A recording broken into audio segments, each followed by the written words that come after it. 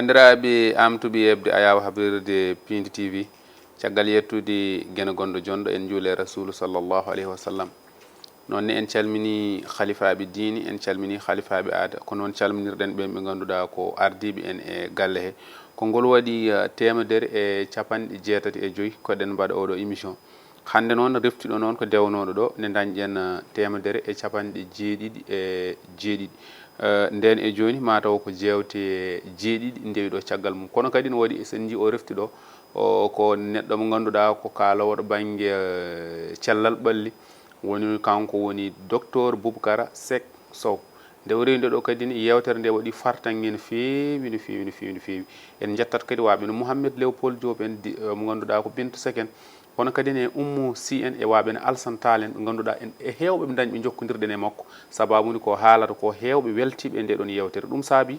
gartirɗen mo hande kadi taw koye fannu cellal ɓalli kadi ni ma en jewtu hen hano hannirta ni yawma en mem banggue fannu mbo ɓuuri o yarude mbo andira o to banggue dawrugol seeɗa kono noon haade nden en tottat mbo salmodira e yeɓoɓe ayawa habdirde Pindi TV assalamu aleykum. Assalamu aleykum ceerno Mody Ba Seydi Ba a jarama mboɗo salmina on mboɗo salmina technicien ji moon mboɗo salmina kala fof jeeɓowo oɗo émission mi arti kadi hannde pour haalde ko faare cellal ɓandu mboɗo yetta on aussi e oɗo invitation mboɗo ñaago Allah hannde ko kalten ɗo henna ko yo won nafoore e leñol wona nafoore e Sénégal wona nafoore e Afrique wona nafoore e kala fof gonɗo e aduna assalamu aleykum wa rahmatullah. ɗum noon jaɓanten eɗen gandi eɗeni ko ɓuuri tengtude han hannirta ni tuggi 25 avril ha ɗo ɗo jaraten 15 août walla mbiyen hannde 16 enen teska e nder leydi Sénégal askidaji kewɗi mbaɗi sa tongi ko rutti ko hen e jomum en woni hande oɗo saaha mo jaraten woni 45 tawa ko neɗɗo mo ganduɗa ruttima e jomum en tant que docteur ɗum holno jiruɗa ɗum? eyyi accident kam ni aduna kam accident ko yaadi tan koye aduna kono accident ko addata accident ni heewi ne wawi wonde neɗɗo o woni cause personnel ne wawi également wonde e technique woni oto o walla tali o ne wawi aussi wonde cause institutionnel woni laamu ngu ko wawi wonde foof accident kam ma ɗum ɗon foof rendine wiye accident ari so accident ari kadi ko wonko faari kadi e ko holto gañiɗo o foti nawede hol poɗɗo safrude gañiɗo o kadi poɗɗo yoɓede o hol yoɓete ɗum ɗon foof koko rendi e nder accident kono ko wawi hen wonde foof kam ko yiya joni ko e accident ji ɗi no mbayi hewde ni addi ɗum tan ko ɓuuri hen hewde cause o ko wiyete cause principal addi ɗum ko ɓuuri hen hewde tan ko le comportement humain woni yimɓeɓe no dognirta ni ko ɓuuri hen hewde yimɓe nana dogna mbawa dognude saabu dognude walla permis ko d' abord ko code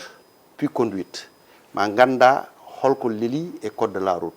holto poɗɗa darade holta forani darade holto poɗɗa tournude holta forani tournude hol distance poɗɗa jogade e neɗɗo ɗum ɗon woni code de la route ganda code de la route so ruttima noon code de la route so gasi hankkandi wiye comportement humain holno neɗɗo foti wadde hol neɗɗo foti dognirde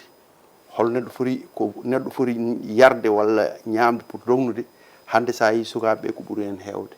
senen dogna gondata e sagoji mumen taw kono cimmi walla ne jari cimmi ne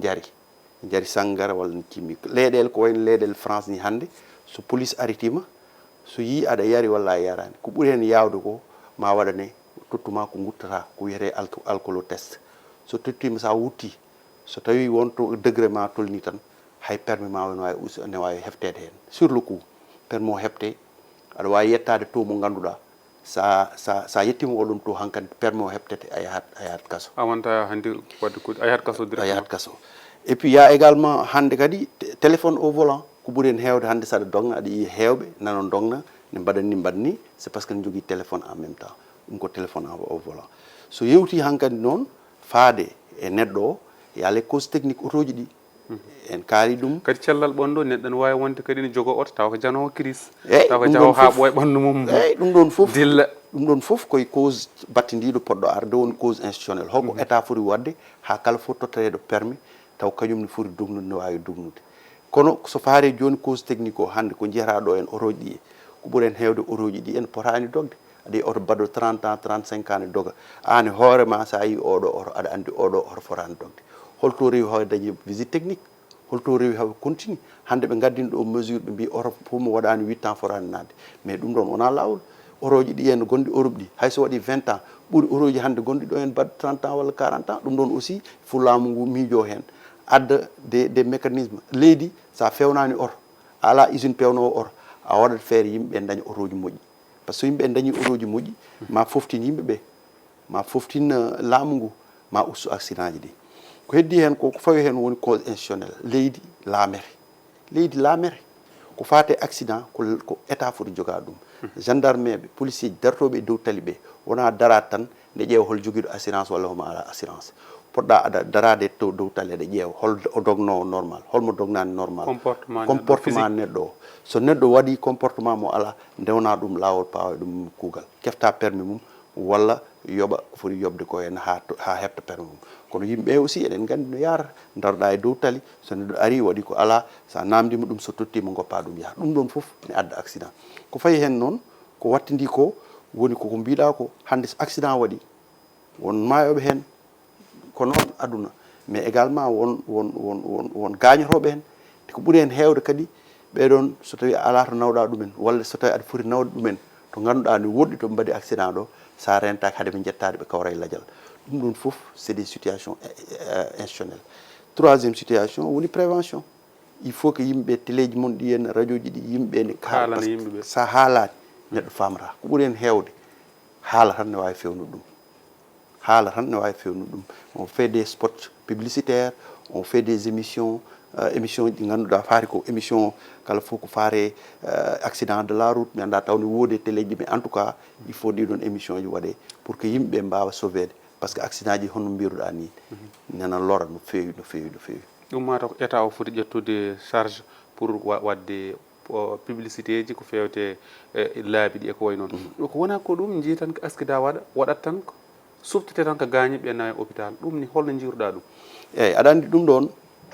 en kaalino ɗum e émission oto ɓennu ɗum mbimami kala fof ko faari e cellal ɓandu foti ko wonde miijoji janggo hande jooɗiɓe ɗo ɓe pour ko miijade pilotage stratégique miijo holno affaire nde foti wonirde janggo mi haalni noon mbimami hôpital sene fewne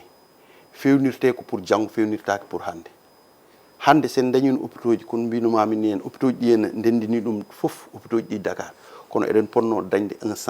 un bon centre de traumatologie ganda wonto koye dow autoroute walla jeɓɓallo autoroute ko wayno hôpital Thiaroye hande sen nanino toon 30 milliards walla 40 milliards eɗen mbawi dañde toon centre mo ganduɗa ko centre de traumatologie mo ganduɗa blocage nan daari docteur oɓe nan daari eɗen jogo nder ni eɗen mbawi hen wadde centre de transfusion to ganduɗa ene hokkire ƴiƴam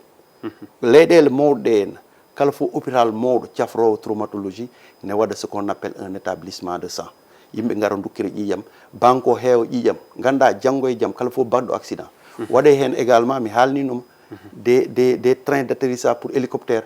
yimɓe cooda hélicoptère uji ɗiɗi walla tati daro kala fof baɗɗo accident hay son ko ɗo ha Touba aɗa wawi addoyde ɗum e 20 minutes ara so tawi même so yettima tan taw blocage nan daari ƴiƴam ne woodi fof ne woodi waɗe transport so nden yonti ma en cow yimɓeɓe ha kewa ɗum ɗon noon ko pilotage il faut état o yimɓe daro e miijoji yimɓe daro hono temps Abdou Diouf wonno ministre du plan taw ko yimɓe ɓe ganduɗa ko joom gande totte possibilité miijade holko foti hewde kono wona tan garen tan mi sellani mi saframa mi selli mi yeehi systéme yarata noon systéme yarata tan koye prévention routière prévention des accidents e caisse ne woodi ɗo e no fonds de garantie automobile kono oɗon fonds de garantie automobile sa ƴeewi kañum fonno darade ɗum ɗon fonds de garantie automobile ko kalis mo ganduɗa henna yimɓe ne ndendino totte ɗon kala fof baɗɗo accident ittane hen kono ɓeɗon oɗon accident so tawi a yoɓani yimɓe ko heddoto e kalis ko fonno ko ittede waɗe des séances des campagnes de prévention pour que yimɓe mbawa wallede hen so tawi mbaɗi accident ko wayi hen kadi eɗen jeehi hen kadi askida waɗo wiye jomum en koko manka ƴiƴam dokkirgol ƴiƴam ngol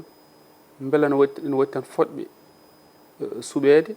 walla ko kawraɗo fof suɓete ɗum woni wiyoɓe holnaki e ɗum holno jiruɗa ɗum eyyi aɗa andi affaire santé ko faare cellal ɓandu fof ko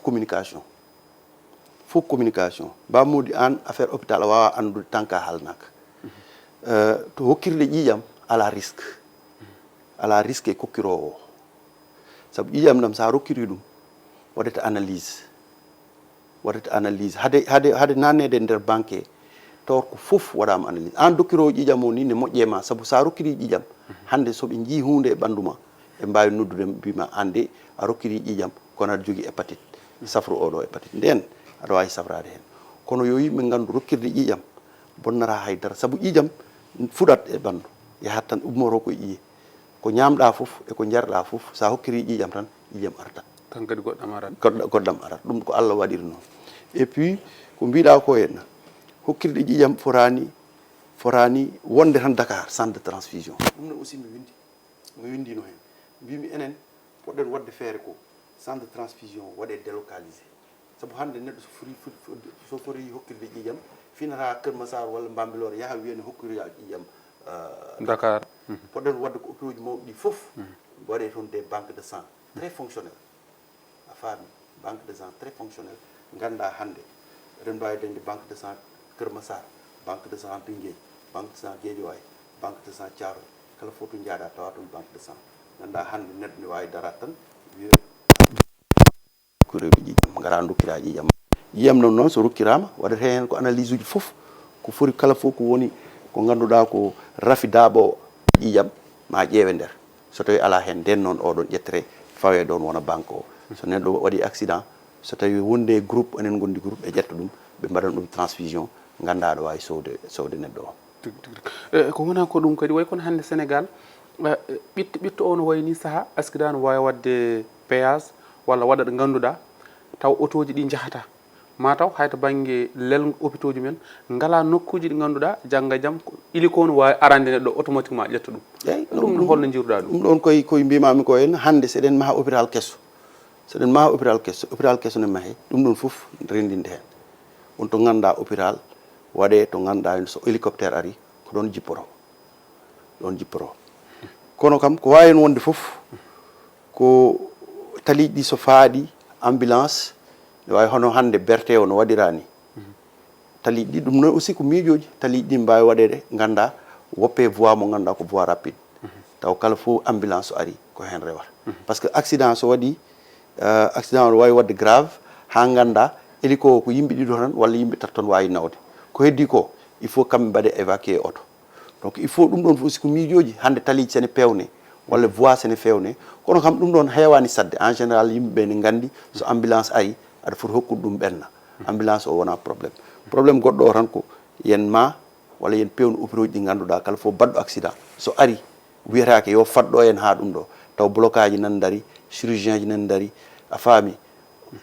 hôpital service sa fewni service a waɗat hen blocage ji ɗiɗi walla blocage tati ɗi ganduɗa hande oɗo bloc so waɗi occupé bloc goɗɗo nan ɗo hen walla bloc goɗɗo nan ɗo so neɗɗo ari hayso yimɓe woni yimɓe tato walla yimɓe nayo ne mbawi opérede en même temps ko ɗum woni pilotage stratégique mo ganduɗa oɗon miwi poɗɗen jogade affaire santé tigui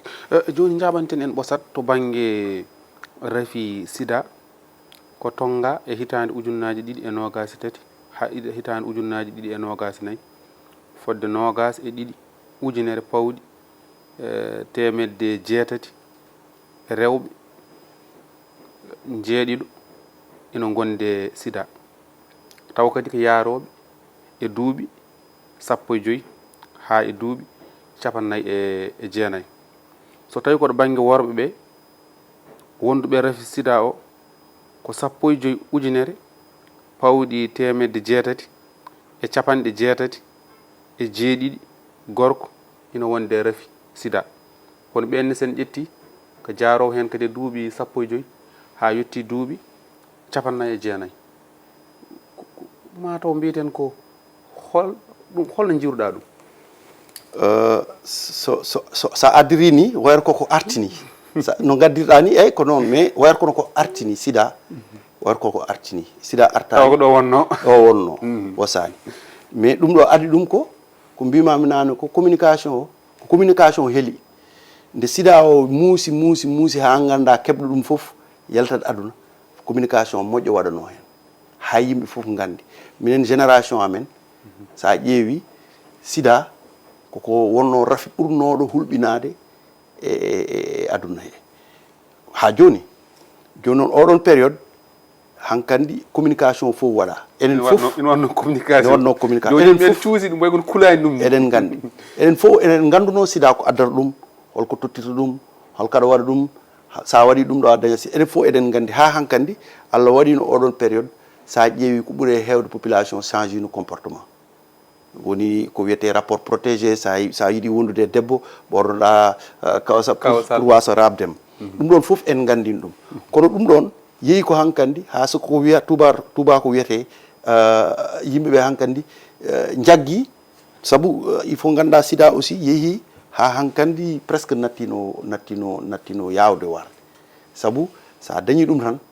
a safrima aɗa wawi continude vie ma wayno sa yi hande joni joguiɗo sida mo ala sida ala ko wawi sernu ɗumen par ce que leɗɗe ɗe waɗama ko wiyete les antirétroviraux dañi doole hankandi ha aɗa wawi hen wondude daña ɓiye taw wondata hen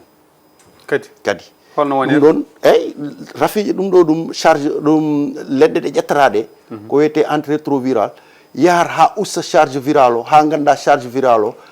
nattat rabde hay so tawi par exemple a ƴetti ɗum natta rabde gara joni gonda e sida tawaɗa wonde e joom suudu ma ha dañon ɓiɗɗo taw ɓiɗɗo o dañata sida ɗum ɗon foof ne woodi ɗum ɗon noon addi ɗum ko safaro waɗago hen ngo e communication mbaɗaɗo hen o joni sa ƴeewi ko mbiɗa ɗo hen ko ne waɗi importance saabu mbiɗa ko sukaɓe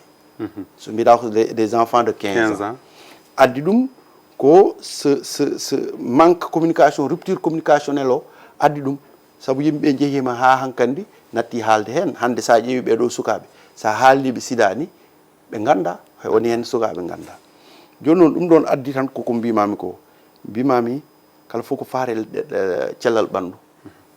ko prévention hande sa ƴeewi minen programme mumin mbaɗi o min natti wiide couverture maladie universelle min mbi ko couverture sanitaire universelle ne waɗi différence maladie o ittama fawa sanitaire o saabu sa wi sanitaire woni hankandi a nannat prévention nder saabu safrude ɓuri musde e ɓuri cherde e wadde prévention te safaro walla systéme fotani wonde tan un systéme médical wonani tan fotani wonde tan neɗɗo sellani tan ƴetti leɗɗe tan selli foti wonde ko avant wiyete en amont il faut un travail en amont il faut que yimɓeɓe pindine il faut que yimɓe gandine dentine merci il faut que yimɓe woni ko pulaar wiyata safrade guilan selli ɓuuri accude ha ñawa joni noon oɗon situation sen garte situation sida o il faut communication no wano avant ni artire joni hande ko gonga communication arta il faut que laamu ngu kadi waɗa hen jooɗi mum gam yaaji beele ina waɗi tan hay soko seeɗa signe uji ɗi neɗɗo andirton wonde sida sida ne jogui stade mo ganduɗa sa yettima hen kam ko stade maladie so yettima e stade maladie o signe uji ɗi noon ko tan par ce que il faut ganduɗa sida kañum virus o wiyete ko virus de l'immunodéficience humain c'est à dire que si virus o so naatema bonnata ko systéme immunitaire ma c'est à dire ko ganduɗa ko ɗum ɗon fonno wadde dogde e nder ɓandu ma fonno dogde e nder ɓandu ma ne aara ɓandu ma soldat ji ɗi soldat ji ko wiyete des anticorps ko ganduɗa so a naati e ɓandu ma wona hande a ƴetti microbe tan sel a rafama wonko woni e ɓandu ma ko ganduɗa so microbe naati hen kañum darto haɓoye microbe o yalta sida o noon ko ɓeɗon ɗiɗo oɗon systéme haɓoto joni noon so tawi a heeɓi sida hankandi ha folima systéme immunitaire ma a wontat neɗɗo mo ganduɗa ko neɗɗo fragile gonata hay reedu dogoru tan ne wawi wardema ɗum woni immunodéprimé manam an hankandi ɓandu ma wayata kono leydi mo ala défense ni kala fof garɗo ne wawi nadde leydi ndi bonna leydi ndi aɗa wawi hen dañde hay so tan reedu dogoru wonmo jiiɗen hen ko rodu dogoru tan gummunoɗo ɗo Cap Manuel eyyi ko reedu dogundu reedu ne wawi dogde tan jaara hen hay jogoɗa puuƴe tan hankandi sellata sabu ala hay systéme défense corps kadi mi yiɗa aɗa andi doctoragal ne saɗi ha maayi sabu hande wonko kalata tan aɗa wawi addude également déformation de l'information hande sa wi hande kala fof mo ɓandu mum gasi ne memti tan hulat hankandi gadda en tout cas ko wawi wonde foof neɗɗo kam darata ko tan wiye ko sida jogui ma yaha waɗa analyse won wiyoɓe won haaloɓe mbiya saaha ko ƴiƴam e ƴiƴam memodirta won wiyoɓe saaha aɗa wonda e cuddiɗo ma gummoɗa jalta jaaha tarodde so tawi no waɗi ƴiƴam yaaɗo docteur ƴewtoɗa beele sida heɓanimo walla naggam walla ko dalillaji goɗɗi en tout cas de toute façon sida kam ko hakkude tan ƴiƴam e ƴiƴam walla hakkude fluide ko wiyete fluide walla ko wiyete kala fof tan ko yalta e ɓandu ne wawi addude sida hay ni muyningol ne wawno ne adda ɗum allaitement maternel kono hankandi leɗɗe ɗe ɗum ɗon foof nana ne wawi ɗum ɗo mais ko wawi wonde foof neɗɗo kam so tawi ne wonda mo wona joom suudu mum yo heew ko moytoto hana sida tan woodi par ce que sida o won rafeji ɓurɗi hulɓinade wayno diabète non hépatite B o kañum ɓuuri hulɓinade ni e sida kañum ɓuuri wawde ni warde e sida te kañum ɓuuri wawa wasale te ɗum ɗon aussi kañum ɓuuri wawa wasale yimɓe kulɗen ko sida no sida dañirte ni no sida ardita ni oɗon hépatite ko noon ardirta te oɗon hépatite no ɓuuri ni wadde ravageur par ce que oɗon hépatite ne waɗi ɓe ganduɗa koɓe chronique hépatite chronique ɓeɗon kam mbawi wondude hen ha maya taw rafi watta ko développé mais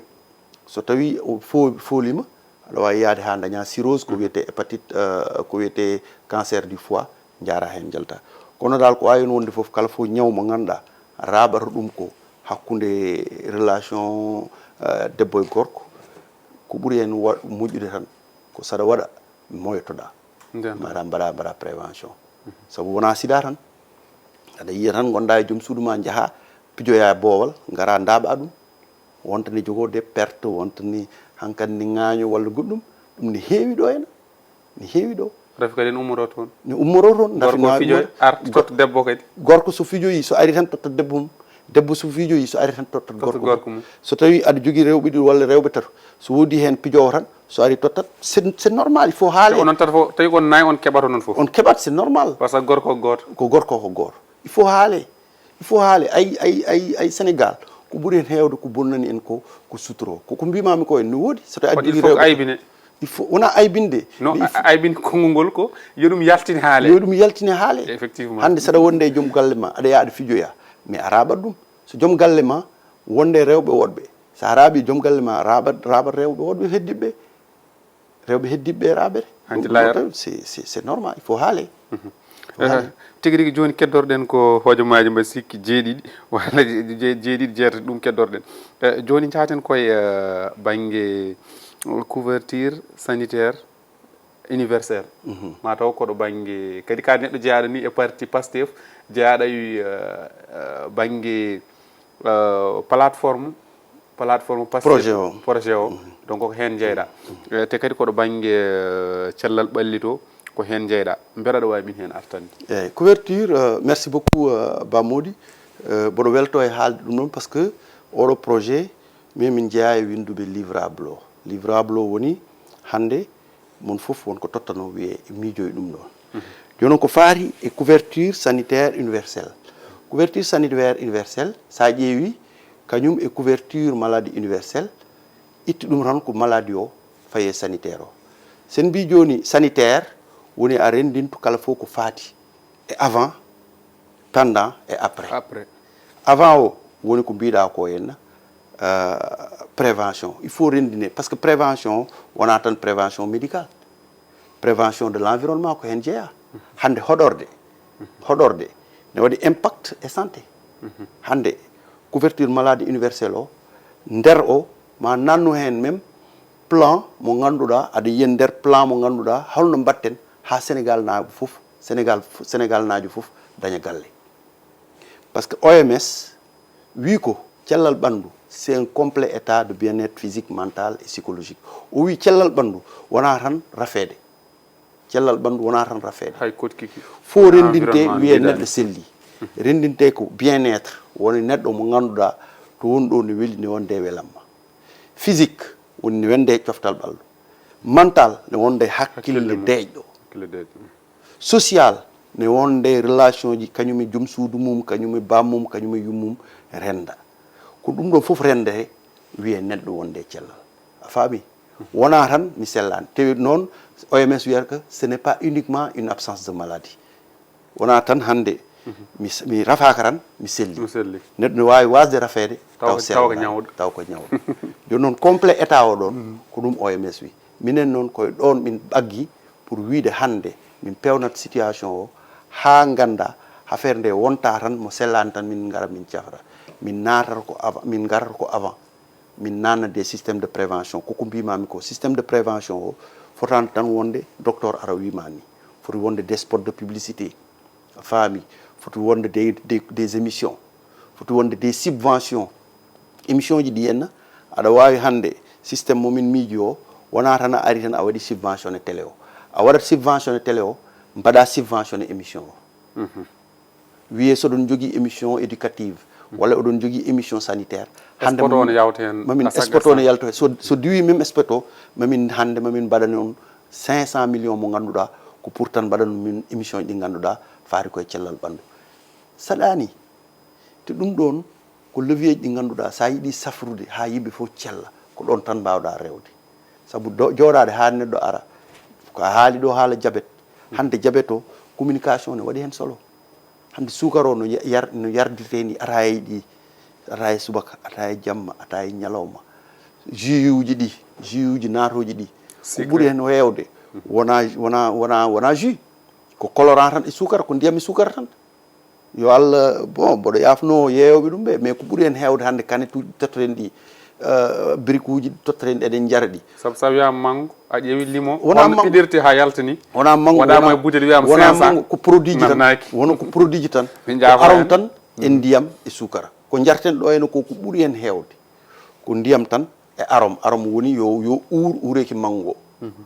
waɗe ndiyam waɗe sukara ɗum ɗon noon il faut état o daro hen il faut des mécanismes de contrôle. On peut pas être dans un pays tout rentre on laisse les gens rentrer comme si on avait notre population, on les laisse entre les mains goppen population ji men e hakkunde joguiɓe commerce o walla joguiɓe kalis o so gari nanna jawdi après nanna du n'importe quoi jimbo a faami jimbo te hande ko mbimami ko henna prévention ɓuuri webde safrude diabète o hande e boɗomi yaltani e couverture boɗomi yalta e banggue couverture joni noon couverture maladie universelle sen jeehi ha en darimay prévention o joni noon gadden système de cotisation hande wona kala fof liggotoɗo wooda ko ittana e salaire mum no woodi kono liggotoɓeɓe kewani comme liggotoɓeɓe kewani poɗɗen wadde ko ɓe ganduɗa liggaki liggey tubako ndendine sous forme de branche ɗum ɗon ko min windi ɗum sous forme de branche branche des tailleurs branche des éleveurs branche des bijoutiers projet o an windi ɗum branche des bijoutiers branche des kala fof branche rendine wiye onon ndendinte ko oɗon joɓa so lewru maayi joɓon 1000 francs walla 2000 francs sa yoɓi sa sellani walla so joom suudu ma sellani mutuel o ara état o nanna mutuel o nanna ƴette cafriɗeɗa tant que en mbaɗani noon systéme o ko ni tan wonata mo sellani fof wiye ya soodi ordonnance sa soodi ordonnance aɗa wawi sodde jara cella sa wawa sodde mbiɗa ya yaroye ndiyam jara ndiyam ha kawra e ladial tigui e hande noon banggue régime kesso gasi ha laaɓi ko dokkana en gasi hayso 1 minute tan garten udda holno jiiruɗa banggue jagorgal tammigal cellal ɓalli woni musidɗo ma si gorko mo Diatar banggue darde mum holno jiiruɗa ɗum bon omoni hen o fuɗɗima kono aɗa andi liggey o ne saɗi liggey cellal ɓandu systéme o wona tan a ari e lebbi 4 walla e lebbi 3 fewni saabu systéme Sénégal o ni ɗesi hawnade saabu ko mbiyanmami ɗo en ko kamɓe ɓe gandi ministre o ne andi Sénégal nana ne jogui systéme mais ala code de santé publique ɗum ɗon aussi haalama haaltama il faut yimɓeɓe daro binda code de santé publique ñawowo so ala code pénal ñawata ñaawo so ala code de procédure pénale ñaawata ñaawo so ala code de la famille ñaawata ko mbiyan ɗo c'est très important parce que les médecins au Sénégal ils savent ɓe gandi système Sénégal o ne yaari tan koye coduji déontologique walla code de déontologie kono code de santé publique mo ganduɗa rendino kala fof ko faate cellal ɓandu hol poɗɗo liggade hol pota liggade hol poɗɗo haalde hol fotani haalde kala fof bonnuɗo ko foti fawede kuugal ɗum ɗon fof code de santé publique darnima ɗum formation no foti yaarude curricule aji ɗi foti yaarude ɗum ɗon il faut darne pour darne noon proposition mo tottirtumi o koye pulaar mais ɓurno welde ni mi tottirta ɗum e français mais pour darne so tawi ministre o andi hande il faut que formation ji ɗi ganduɗa c'est des formations comme les masters en santé publique comme les formations dans les spécialisations qu'on puisse inciter les étudiants à faire leur thèse en l'orientant sur la rédaction d'un code de santé publique. On ne peut pas avoir un système sans code de santé publique. Ce n'est pas possible. Et les gens le savent. Et le problème fondamental au Sénégal, c'est qu'on sait quelque chose, on sait que c'est ça le goulot d'étranglement, mais on refuse d'en parler. Le problème du Sénégal, il faut que le président de la République sache que notre système ne peut pas aller sans la rédaction d'un code de santé publique qui sera actualisé chaque année. C'est ce qui se passe dans les pays. Un système de santé ne peut pas se faire à pilotage à vue. Il n'y a pas un ministre, le meilleur ministre au Sénégal, le meilleur ministre au monde, si tu l'amènes dans un système dépourvu d'un code de santé publique, ne peut pas aller de l'avant. Il nous faut la rédaction d'un code de santé publique dans les plus brefs délais. Parce que windu de code de santé publique, depuis 1960, qu'on a été décret, qu'on a été arrêté, qu'on a été arrêté ministériel, rendine, winde, fawe dans des tiroirs. Et le code de santé publique, il y a un tiroir. Code de santé publique, woni hen ko patch chapitre après chapitre wiyete ko tiroir sa naate galle ma mi gayno ɗo parce que c'est hyper important hande sa naate galle ma walla naate bureau ma aɗa jogui kayitaji sa waɗani ɗum e nder tiroir uji hande sa sohli kayita o yiyata code de santé publique noon alcool holko addi woni guila 1960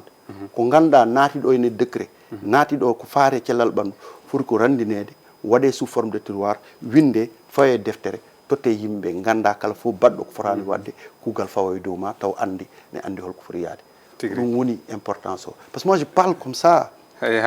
dans min ko ni kaldirtumi effectivement vraiment c'est très important aussi parce que kata men tan ɗum nin mais ina waɗi fayida ni no gartanen yimɓeɓe e ko kalɗa ko kono noon ko waktu o gasi guilnade donc mbaynida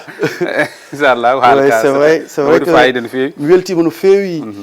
sa ƴeewi ni émission to gasiri ɗo en ko coup de cœur ko yalti tan koye ɓerde ma koye ɓerde yalti tigui rigui saabu minen ko ɓuuri musde min ko en général somin ligguima ɗo en Sénégal min jalti caggal leydi min gonti docteur eɓe toon walla min gonti cadre uji toon somin jii ko ganduɗa ɗum ɗo ne weeɓi fewnude te fewnaka ne adda hande secret nde gondata nde mbiyata ko ɗum ɗo ne wawi wonde Sénégal pour ka wawa wonde Sénégal mi weltima no fewi oɗo émission mboɗo ñaago Allah hande ko kalmi ɗo en ko so moƴƴi ko Allah so boni ko min saabu neɗɗo timmani neɗɗo ko entité mo ganduɗa timmani mboɗo salminma mboɗo yettuma aussi ka neɗɗo moƴƴo mboɗo salmina sehil men Dieng mboɗo salmina kala foof mbiyo mbimi mbimami par occasion aussi hewɓe noddi kam émission ɓennuɗo o wonɓe ganduɗa mboɗo natodira e mumen pour wallude ɗumen min ko wallude tan umminimi donc wonɓe ganduɗa hande mi fuɗɗima liggudade e mumen wallude ɗumen totti ɗumen conseil voilà nde émission o gasi nde vraiment téléphone am ala fof mo noddanimi te ɗum ɗon addi ɗum tan ko oɗo émission e kalɗen ɗo ene ko hande ko a jarama no fewi merci beaucoup ɗum noon en jaranimo no fewi mawo artoyɗo noon e woni Sénégal maw yaa toon to ceerno Hammed seeɓima ceerno Hammed yi toon to DSS kono noon maw artuɗo sababu diabète en memani ɗum e rafiji goɗɗi ko min rokkimo on oɗon aadi kono en jetti kadi ni bandiraɓe jokkodirnoɓe e makko dañi raha woni dañi jaam en jettiɓe kamɓe pop guila e Alassane Tall en Oumou Sy en e o mo ganduɗa ko Mouhamed Léopold Diop toon to leydi France baɗɗo miopaji jaroji hadde 100 000 200 000 o neldiga caggal nde émission yawti e Binta Seck on jettiɓe yaay mawɗo toon to République islamique Mauritanie en jettimo no fewi en jetti dendagal yeɓoɓe Pindi TV yeɓoɓe émission hol mboni an ko ɗo mbaynotoɗen e tonggode temedere e capanɗe jeetati e joyyi ma en gartoyɗo ko gorko mo Kanele Kanereje woni Djiby Dieng heedno toon to caggal to ko docteur Boubacara Seck Sow dariɗo no fewi ko jolfo emo nani tubankore emo nani kono e pular ko ɗo tigi o adi arde ɗum noon en jettima en jarnima Allah jarama a jarama merci beaucoup merci